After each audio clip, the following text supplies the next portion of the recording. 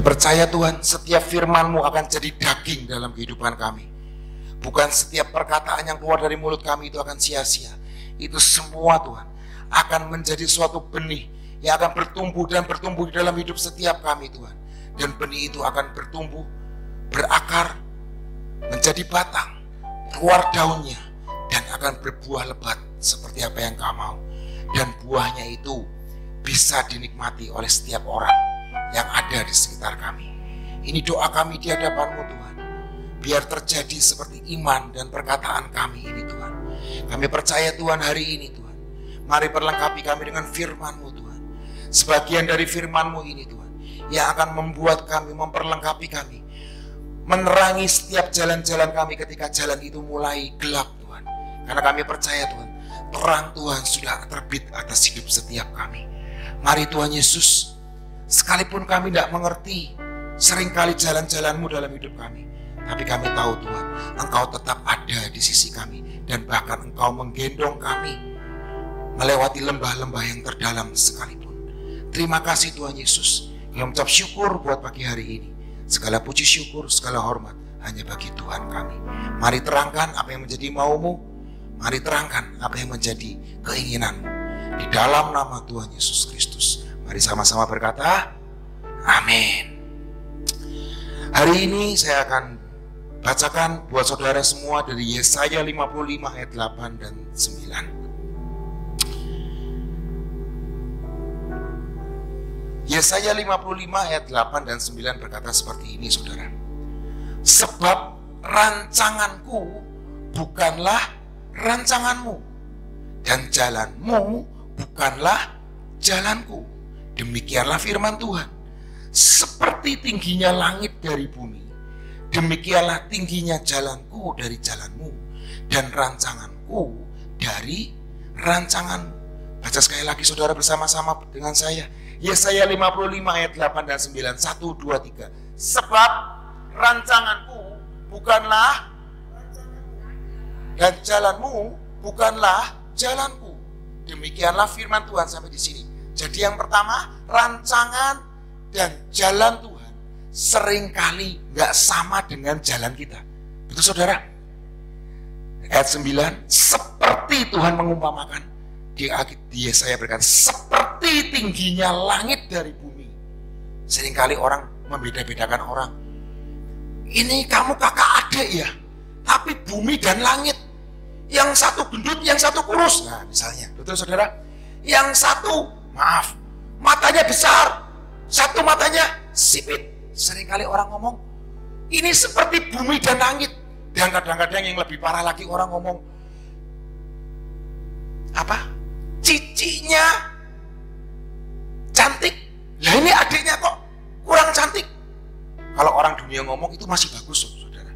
Seringkali orang tua ngomong, kalau ciciknya lebih cantik itu gak apa-apa. Tapi kalau adiknya lebih cantik, itu kasihan ciciknya katanya. Betul gak sih? Orang dunia sering ngomong gitu. Saya gak tahu. Seringkali ngomong, adiknya lebih jelek sedikit gak apa-apa. Atau gini orang ngomong, adiknya laki-laki atau perempuan seperti bumi dan langit. Yang perempuan harus cantik. Kalau yang laki, ireng setitik, pesek setitik, kiep setitik matanya, alisnya butak setitik, beli papa. Lanang ngomongnya. Tapi kalau yang cowoknya lebih ganteng, lebih bagus itu masalah katanya. Saya nggak tahu. Itu kata orang dunia. Tapi saya percaya dan yakin di dalam Yesus kita disempurnakan, diubahkan menjadi yang baru. Amin. Karena ada Yesus dalam hidup setiap kita. Amin. Itu orang dunia ngomong. Itu orang dunia sering ngomong seperti itu. Sebab seperti tingginya langit dari bumi, demikianlah tingginya yang pertama jalan Tuhan dari jalan kita, dan rancangan Tuhan dari rancangan kita. Minggu yang lalu saya juga ngomong tentang Esther, betul saudara? Itu satu-satunya kitab yang tidak ada nama Tuhan di situ. Tapi ternyata di seluruh kitab itu kita melihat Tuhan bekerja di dalam Esther dan Mordekai. Dan kemarin waktu pertemuan saya baru ngeh dan baru tahu, oh maksudnya nyambung. apa yang dikatakan Ibu Nani di kemarin meeting. Makanya Tuhan ngomong, ini bulan Adar, Esther. Seringkali dalam kehidupan kita nggak ngelihat Tuhan bekerja, tapi ternyata Tuhan tetap bekerja. Karena Tuhan Yesus ngomong, Bapakku bekerja, makanya sampai sekarang aku bekerja. Dan Roma, Paulus berkata, Tuhan mereka-reka yang baik, merencanakan yang baik untuk setiap orang yang mencintai Dia. Sekalipun kita nggak ngelihat Dia bekerja, tapi percayalah, hari ini sharing saya judulnya Surga Duwe Gawe. Surga Duwe Gawe. Ngomong kanan kirinya, surga duwe gawe. Sampean duwe gawe ra? Yang lucunya, kita ini punya gawe sendiri, saudara. Tapi ternyata itu surga duwe gawe. Dan seringkali kita nggak pengen jalannya Tuhan, kita pengen jalannya kita. Seringkali kita pengen rancangannya kita yang berjalan. Rancangan Tuhan nanti, Tuhan nanti. Aku baca Alkitab, aku tahu. Seringkali anak muda ngomong, firman Tuhan tuh ya dan amin, betul. Ini kita harus melakukan. Tapi prakteknya susah atau gampang sih? Kalau cuma membalikan tangan seperti ini gampang ya saudara ya. Tapi seringkali kita ngomong, seringkali dalam hati kita ngelakuin firman tuh susahnya minta ampun. Mau nggak marah? Marah. Saudara ingat 9 buah roh? 9 buah roh. Minggu lalu saya juga ngomong tentang 9 buah roh. Yang pertama apa? Kasih, sukacita, damai sejahtera. Itu 3 yang pertama. Betul saudara? Kedua yang ketiga apa? Kemurahan, kebenaran, kebaikan. Betul ya? Kebaikan. Betul ya? Oh, kesabaran. Yang terakhir, kesetiaan, pengendalian diri, apa? Penguasaan diri. Betul saudara. Itu pengennya kita kan saudara. Semua 9 buah roh itu ada dalam hidup setiap kita, betul? Tapi ternyata buah-buah itu kadang-kadang keluarnya bosok, saudara. Kalau bosok enak dimakan gak sih saudara? Kadang-kadang asam, kadang-kadang belum berbuah sudah gugur, betul saudara? Tapi hari ini judul sharing saya, surga duwe gawe. Sebab rancanganku bukan rancanganmu, dan jalan Tuhan bukan jalanmu. Betul saudara? Hari-hari ini saya baca kitab Matius, Markus, Lukas, Yohanes. Dan itu menceritakan tentang kelahiran Tuhan Yesus, betul? Saya merasa itu surga duwe gawe. Ngomong kanan kirinya, surga duwe gawe. Dan kita mau tahu nih, gawenya surga ini seperti apa sih? Gawenya surga itu seperti apa? Kita mau baca ya saudara ya. Lukas 2 ayat 6 sampai 19. Cukup panjang ya, tapi ini kita harus baca supaya kita tahu gawe surga seperti apa sih? Lukas 2 ayat 6 sampai 19. Ketika mereka di situ, tibalah waktu bagi Maria untuk bersalin, dan ia melahirkan seorang anak laki-laki, anaknya yang sulung, lalu dibungkusnya dengan lampin dan dibaringkannya ke dalam palungan, karena tidak ada tempat bagi mereka di rumah penginapan. Di daerah itu ada gembala-gembala yang tinggal di padang, menjaga kawanan ternak mereka pada waktu malam. Ini bukan Natal saudara, tapi karena pembacaan Alkitab saya di sini ya, saya sharingnya di sini. Tiba-tiba berdirilah seorang malaikat Tuhan di dekat mereka, dan kemuliaan Tuhan bersinar meliputi mereka, dan mereka sangat ketakutan. Lalu kata malaikat kepada mereka, janganlah takut, Sebab sesungguhnya aku memberitakan kepadamu kesukaan besar untuk seluruh bangsa. Hari ini telah lahir bagimu juru selamat, yaitu Kristus Tuhan di kota Daud. Dan inilah tandanya bagimu. Kamu akan menjumpai seorang bayi dibungkus dengan lampin dan terbaring di dalam palungan. Dan tiba-tiba tampaklah bersama-sama dengan malaikat itu sejumlah besar bala tentara sorga yang memuji Allah, katanya, kemuliaan bagi Allah di tempat yang maha tinggi, dan damai sejahtera di bumi di antara manusia yang berkenan kepadanya. Setelah malaikat-malaikat itu meninggalkan mereka dan kembali ke sorga, gembala-gembala itu berkata seorang kepada yang lain, marilah kita pergi ke Bethlehem untuk melihat apa yang terjadi di sana, seperti yang diberitahukan Tuhan kepada kita. Lalu mereka cepat-cepat berangkat dan menjumpai Maria dan Yusuf dan bayi itu yang sedang berbaling di dalam palungan. Dan ketika mereka melihatnya, mereka memberitahukan apa yang telah dikatakannya kepada mereka tentang anak itu. Dan semua orang yang mendengarnya heran tentang apa yang dikatakan gembala-gembala itu kepada mereka. Tetapi Maria menyimpan segala perkara itu di dalam hatinya dan merenungkannya. Hari ini saya baca dari ayat 6. Hari itu Maria ingin bersalin, betul saudara? Hal yang normal ya saudara ya. Oke. Kenapa saya ngomong surga duwe gawe?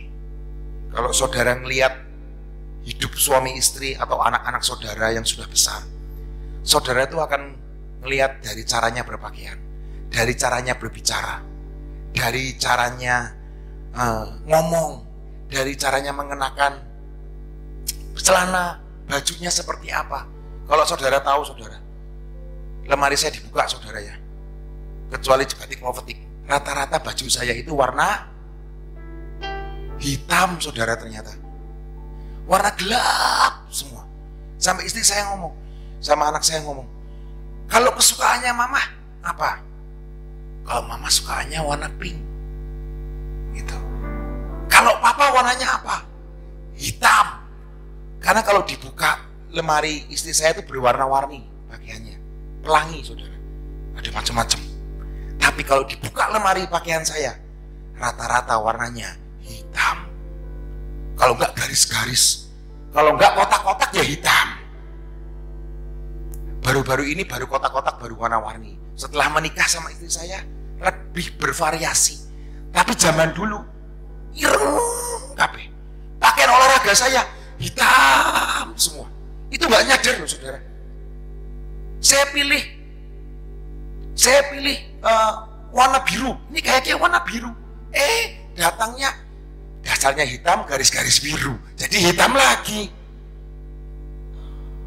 Dari pembacaan Alkitab, dari pembacaan kisah ini, kita bisa mengerti sifat surga itu seperti apa, sifat Yesus itu seperti apa, karakter Yesus seperti apa, karakter dari Bapa kita. Karena saya berkata surga punya gawe.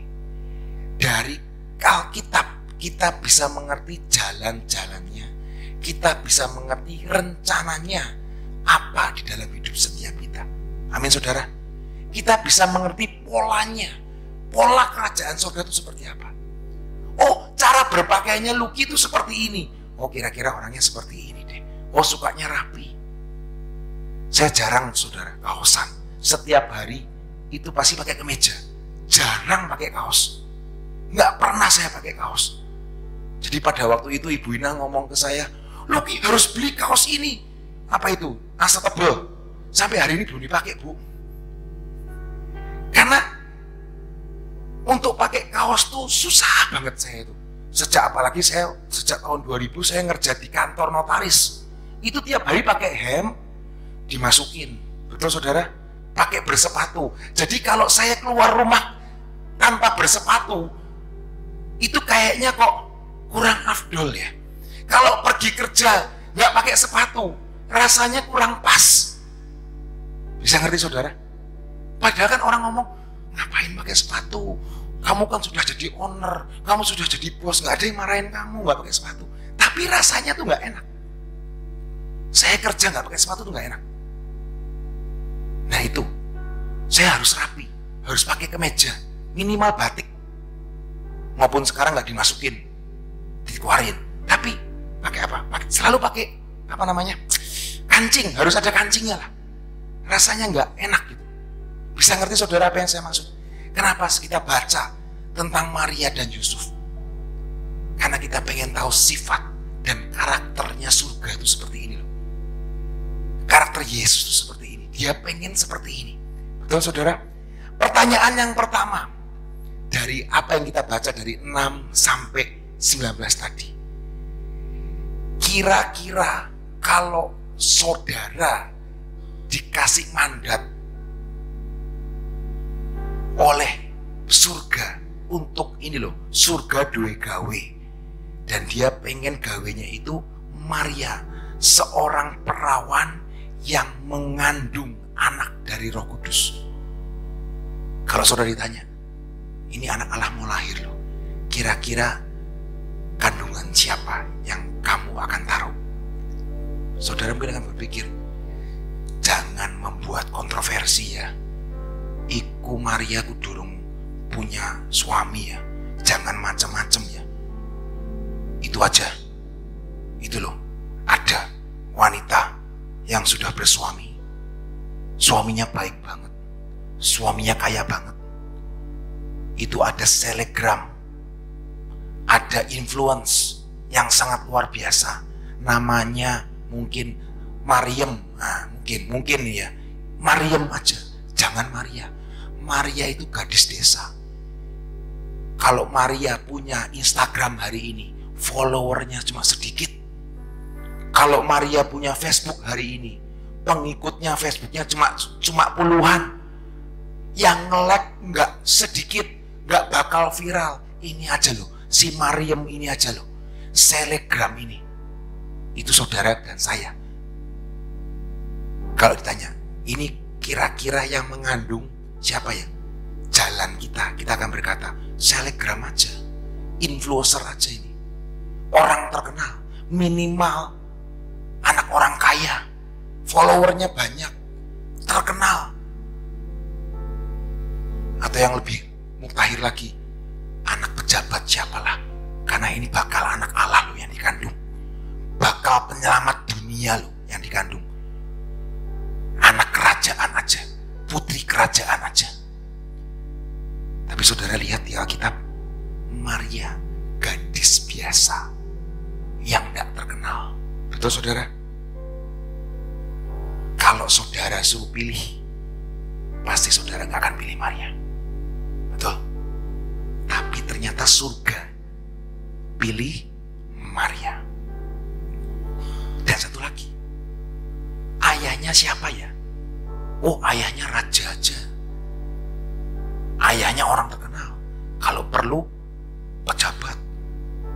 Kalau perlu orang terkenal. Nanti pasti akan jadi viral. Itu kalau kita yang pilih. Tapi Alkitab pilih siapa? Yusuf, tukang kayu, tidak terkenal. Memang silsilahnya dia adalah keluarga kerajaan. Tapi hari itu dia adalah tukang kayu. Dia orang yang sudah dilupakan. Nobody, bukan siapa-siapa Yusuf. Betul saudara? Dan yang kedua saudara, lahirnya di mana ya? Kalau kita ngomong, Yesus lahir di mana saudara? Yesus lahir di mana? Ayo, di Bethlehem. Bethlehem itu kota terkecil di Israel. Bethlehem itu kota terkecil di wilayah Nazaret. Murid Yesus Filipus di Yohanes 1 ayat 45 dan 46. Kita baca supaya kita ngerti saudara. Yohanes 1 ayat 45. Filipus bertemu dengan Nathanael dan berkata kepadanya, kami telah menemukan dia, yaitu Yesus, yang disebut oleh Musa dalam kitab Taurat dan oleh para nabi, yaitu Yesus anak Yusuf dari Nazaret. Itu wilayahnya saudara. Ayat 46. Kata Nathanael kepadanya, mungkinkah sesuatu yang baik datang dari Nazaret. Nazaret itu tempat orang gerombolan penjahat, saudara. Kalau saudara tahu, mungkin di New York ada yang namanya Brooklyn. Nah, itu tempat Nazaret itu seperti itu. Tempat kegelapan, tempat ngumpetnya penjahat-penjahat itu Nazaret. Tempat kegelapan yang tergelap itu di Nazaret. Kalau nggak salah pernah ada satu hamba Tuhan yang menerangkan itu, saudara.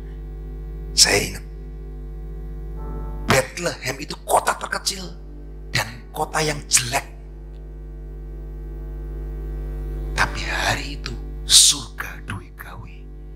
Yesus harus lahir dari Maria, anak Yusuf, di kota Bethlehem, di wilayah Nazaret. Kalau kita yang mau pilih jalan, kita ngomong, loh kok anak Allah kok lahirnya di tempat seperti itu? Yerusalem, kota raja. Yerusalem, kota besar. Itu yang kita pilih, betul saudara? Yang selanjutnya, saudara, Bethlehem itu kota kecil. Seharusnya kalau kita ngomong Yerusalem, Matius 2 ayat 6. Saya mau buktikan lagi buat saudara. Matius 2 ayat 6. Dan engkau Bethlehem, tanah Yehuda, engkau sekali-kali bukanlah yang terkecil di antara mereka yang memerintah Yehuda. Karena daripada mula akan bangkit seorang pemimpin yang akan mengembalakan umatku Israel. Bethlehem, tempat kelahiran Yesus, bukan yang terkecil lagi. Surga duwe gawe. Tempat yang jelek, tempat yang kecil, ketika Yesus lahir di dalamnya, kita berkata bukan yang terkecil lagi. Amin, saudara. Yang kedua pertanyaan, kalau saudara yang disuruh bikin gawe, lahirnya kira-kira di mana ya? Surga ngomong kandang binatang. Saudara ngomong, loh kok kandang binatang? Ini anak Allah loh. Mana rumah sakit yang termahal di Cirebon? Mana rumah sakit yang termahal di Yerusalem? Ambil kelas VIP. Betul saudara?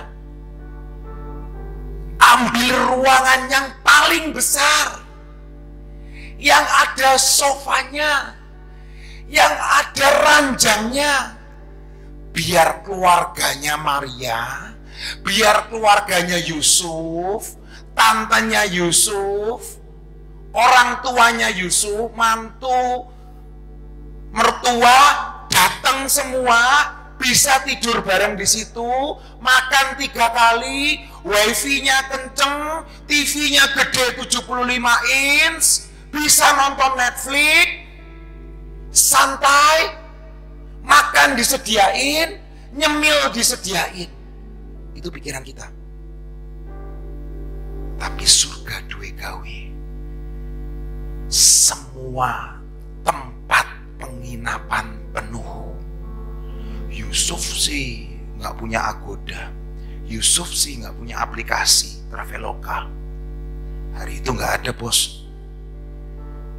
Yusuf hari itu datang ke kota Bethlehem untuk cari penginapan aja nggak ada. Itu reka-rekanya surga. Amin. Itu nggak bisa dikontrol. Sudah ketok semua pintu. Gak ada satupun penginapan yang ada. Dan hari itu yang ada cuma kandang binatang. Semua penginapan full book. Betul saudara? Dan hari itu gak ada tempat yang nyaman. Hari itu Yesus cuma dipakai kain lampin, ditaruh di sebuah palungan jerami. Sesuatu yang gak higienis, sesuatu yang kotor. Betul saudara? Berapa hari yang lalu kami keluarga makan karena ulang tahun ibu saya di suatu restoran. Saudara tahu kan, kalau jam 5 sampai jam 7 itu saudara-saudara kita, tetangga kita ini lagi buka puasa. Jadi kita tuh harus nunggu. Jadi saya sudah booking tempat di suatu restoran. Saya datang ke restoran itu, wah masih ada orang, masih ngobrol-ngobrol di dalam orang yang makan. Padahal udah jam 7 lebih 2 menit. Saya datang ke situ pas, oh masih ngobrol-ngobrol. Saya tanya, Pak kapan? Ini Pak sudah mau keluar, oke. Saya ngomong sama yang penjaganya, waitersnya, Pak nanti dibersihin, tolong dipel, tolong disemprot disinfektan, tolong disemprot. Cuma makan loh saudara. Kita pengen ruangannya higienis karena bawa 2 orang senior, ibu saya dan tante saya ini. Jadi saya pengen semuanya higienis. Dipel Pak, saya nggak mau ada kotoran di bawah, dipel. Itu maunya kita kan saudara. Yesus lahir di kandang binatang, di palungan tempat makan jerami saudara. Nggak higienis saudara, kotor. Itu loh surga duwe gawe. Betul saudara? Yang terakhir, yang ketiga, kalau saudara yang ditanya, ini anak Allah bakal lahir loh, kira-kira siapa yang tamu yang boleh hadir? Oh ya pejabat, raja, penggede. Betul saudara, nanti ada orang Majus bakal datang. Tapi yang pertama kali datang, firman Tuhan ngomong apa? Gembala kan saudara? Betul? Gembala. Kalau pikiran kita ngomong, aduh Tuhan, mbok jangan gembala, minimal ownernya domba lah saudara. Ownernya lah, bosnya yang punya domba, jangan gembalanya. Ini gembalanya, orang marginal, orang yang, maaf saudara, di bawah rata-rata. Mereka penggembala, mereka hidup di padang, mereka bahkan nggak punya rumah. Mereka yang pertama kali dikasih tahu, itu loh, ada juru selamat dunia lahir. Betul saudara? Surga duwe gawe. Amin saudara.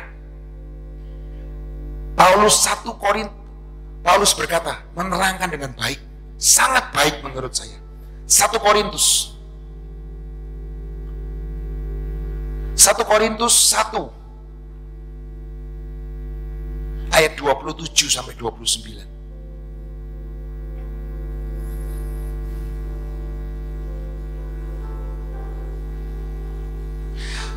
1 Korintus 1 ayat 27 sampai 29. Tetapi apa yang bodoh bagi dunia, apa yang bodoh bagi dunia, dipilih Allah untuk memalukan orang-orang yang berhikmat. Dan apa yang lemah bagi dunia, dipilih Allah untuk memalukan apa yang kuat. Dan apa yang tidak terpandang dan yang hina bagi dunia, dipilih Allah. Bahkan apa yang tidak berarti, dipilih Allah untuk meniadakan apa yang berarti. Itulah Tuhan kita. Saya mau berkata, wow, surprise, this is a God. This is a God. Apa yang hina, apa yang dipandang sebelah mata, apa yang tidak berarti, apa yang memalukan, itu yang akan Tuhan ubah menjadi sesuatu yang luar biasa. Artinya apa? Saya dan saudara semua masih ada harapan. Kita ini orang-orang kotor, kita ini orang-orang yang tidak higienis, kita ini orang yang gelap dulunya. Tapi hari ini Yesus mau datang buat hidupmu dan hidupku.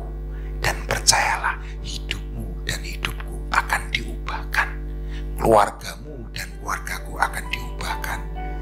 Tuhan tidak pernah segan. Dia lahir di kandang yang kotor. Karena itu adalah gambaran kasih-Nya buat hidup saya dan saudara. Dia, Tuhan Yesus, sudah mendemonstrasikan kasih-Nya kepada kita semua. Amin, saudara.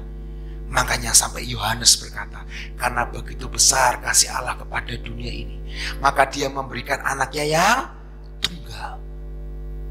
Amin, saudara. Samuel ketika dia memilih Daud, firman Tuhan berkata apa? Tuhan berkata apa? Jangan lihat parasnya, jangan lihat perawakannya, tapi lihat hatinya.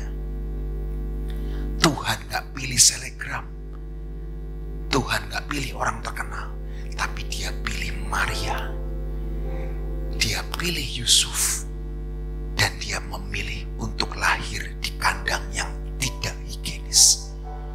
Sebentar lagi Paskah, saudara.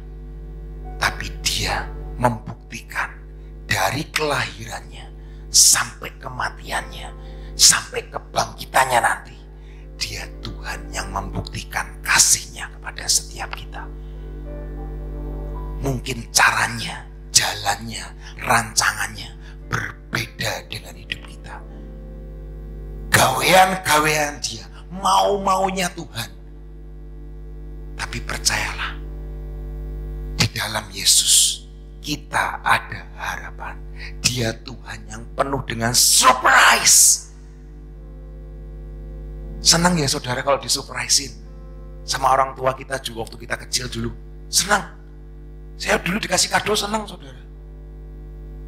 Apalagi anak saya dikasih kado senang banget. Pengennya kado setiap hari. Kalau saya pergi keluar kota, ingatnya jangan lupa ya beliin makanan ini ya. Jangan lupa ya beliin makanan ini ya. Pesenannya udah serenteng, saudara.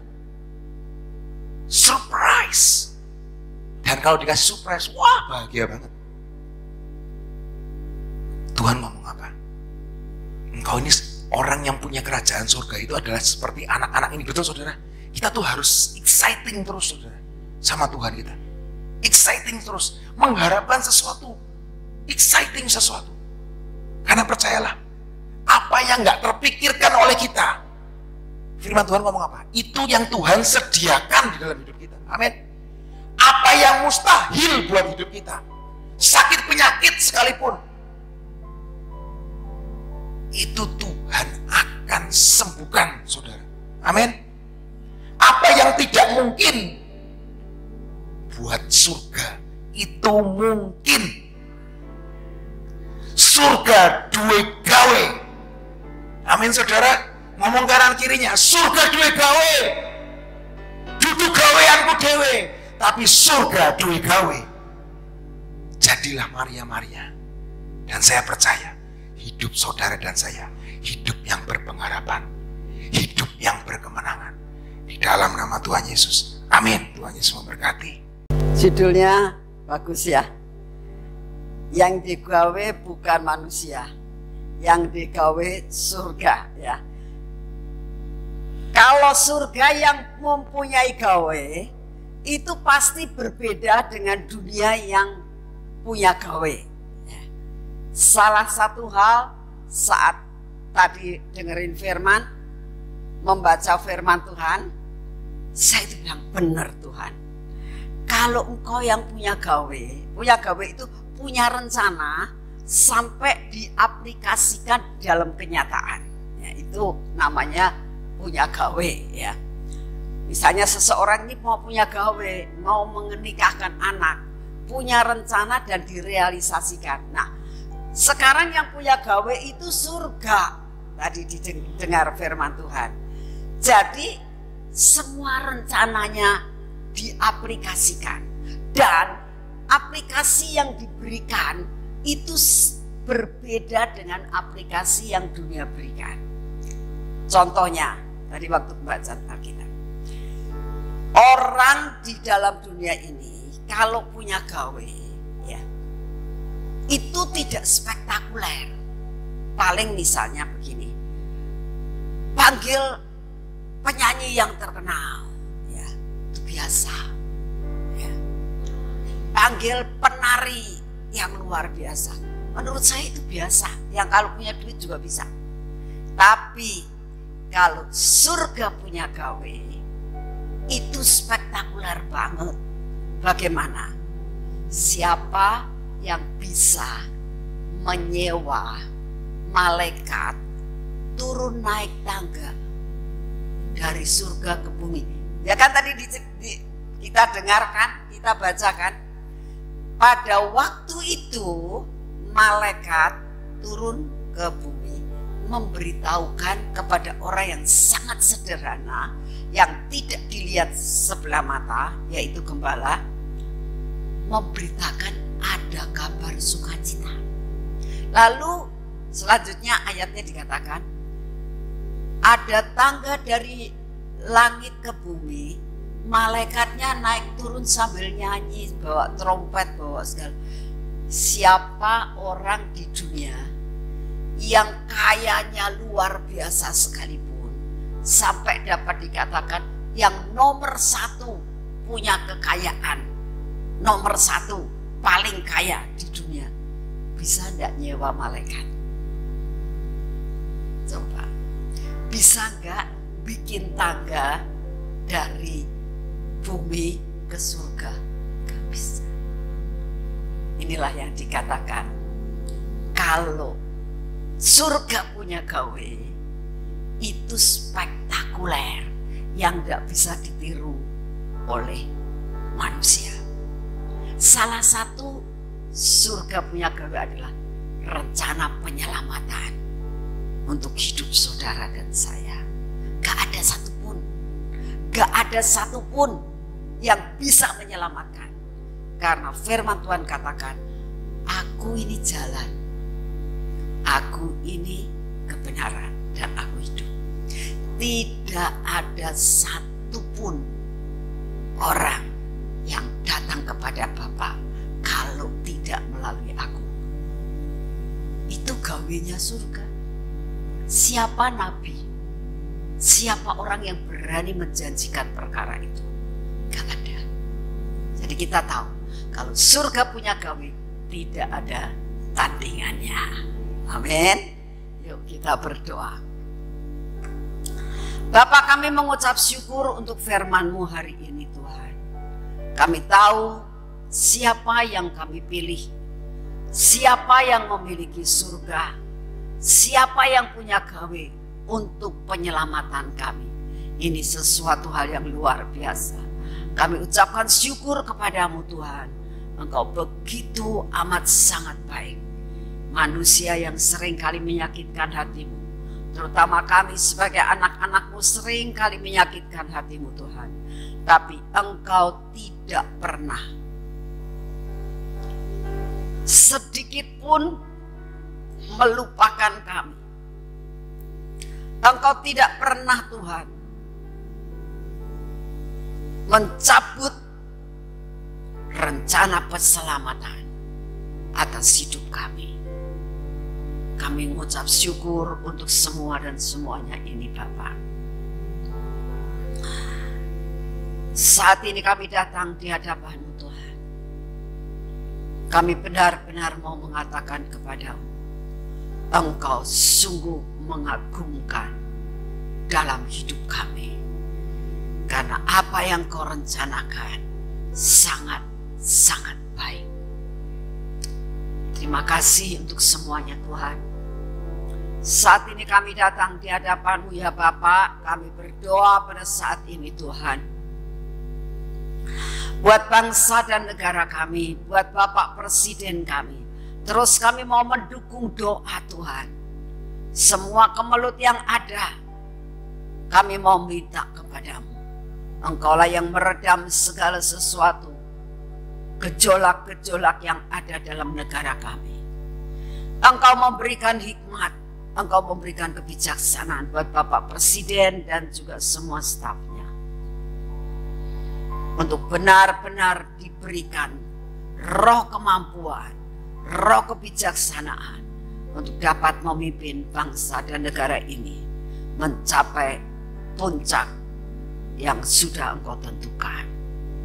Kami tetap berdoa untuk pembangunan IKN Tuhan. Biar pembangunan dapat terselesaikan oleh karena anugerah-Mu. Bapak, kami tetap berdoa untuk cuaca saat ini Tuhan.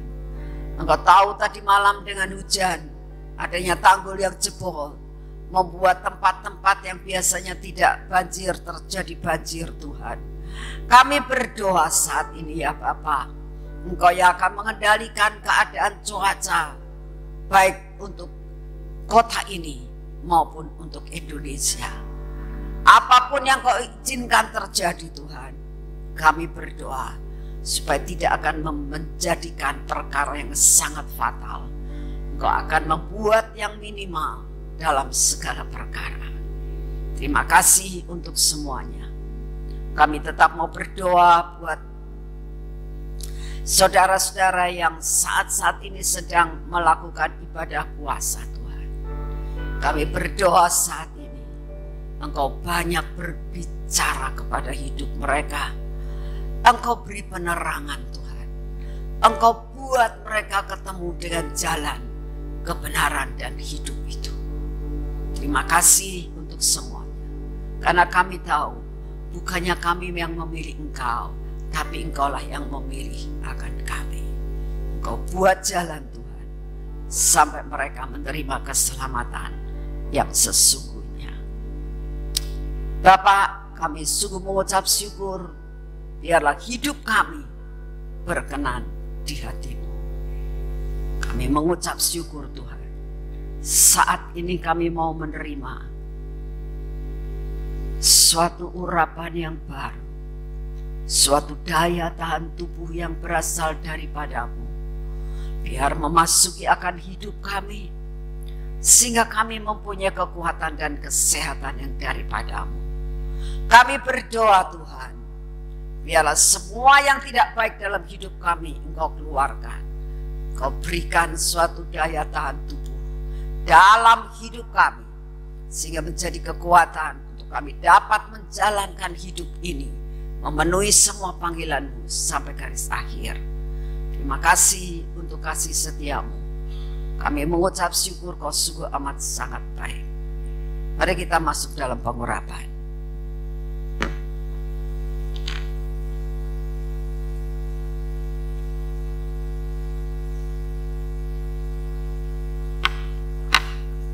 Di dalam nama Tuhan Yesus, biarlah pengurapan ini akan membuat kami terus berjalan di bawah naungan yang daripada-Mu. Di dalam nama Tuhan Yesus, pernaungan yang daripada-Mu dengan adanya pengurapan ini turun atas hidup kami, turun atas mata kami, turun atas telinga kami Tuhan, turun atas hati kami Tuhan, turun atas bibir mulut kami. Biarlah semua yang tidak baik dalam hidup kami Engkau yang akan menghancurkannya Tuhan. Saat ini kami datang di hadapan-Mu. Berkati semua pekerjaan kami hari ini. Berkati perjalanan kami pada hari ini. Biarlah kami berjalan dalam jalan-Mu. Kami melakukan semua pekerjaan kami hari ini atas anugerah dan berkat yang daripada-Mu.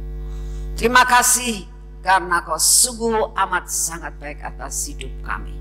Kami hari ini Tuhan akan melakukan semua pekerjaan kami. Damai sejahtera sukacita-Mu meliputi kami. Berkat yang sudah Kau sediakan buat kami, kami terima dengan utuh pada hari ini. Terima kasih Bapa, dalam nama Tuhan Yesus. Amin. Selamat pagi, Tuhan berkati saudara semua.